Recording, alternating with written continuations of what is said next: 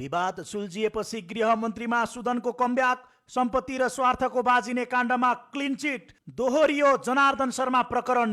के भन्छन् सरकारका प्रवक्ता? रासपा सांसद सुदन गुरुङ पुनः गृह मन्त्रालयको जिम्मेवारीमा फर्किने भएका छन्।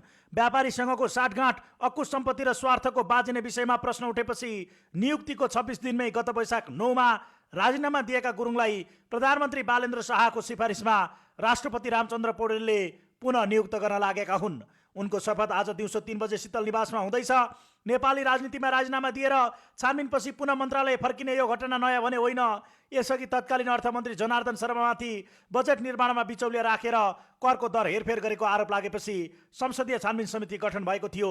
समिति बने लगत्तै शर्माले राजीनामा दिएका थिए, तर समितिले दोष नदेखाएपछि उनलाई पुनः अर्थमन्त्री बनाइएको थियो। अहिले सुदन गुरुङको हकमा पनि ठ्याक्कै त्यही नजिर दोहोरिएको छ।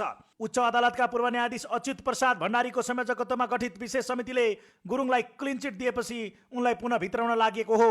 आजै बसेको मन्त्री परिषद बैठकले उक्त प्रतिवेदन ग्रहण गर्ने निर्णय गरेको छ।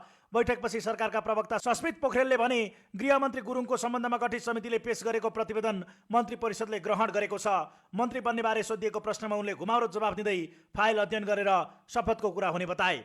गोर्खा क्षेत्र नम्बर 1 बाट निर्वाचित गुरुङ राष्ट्रसभाभित्र र युवा वृत्तमा आक्रमक नेता मानिन्छन्। आइतबार गोर्खामा बोल्दै उनले आफू मन्त्री बनेपछि सुरुका 2 महिना बधाई दिन र फोटो खिच्न मन्त्रालय नआउन कार्यकर्तालाई आग्रह गरिसकेका छन्। राजीनामा र छानबिनको नाटकपछि पुनः शक्तिशाली मन्त्रालय फर्किने उनको यो कदमलाई राजनीतिक वृत्तमा निकै चासोका साथ हेरिएको छ।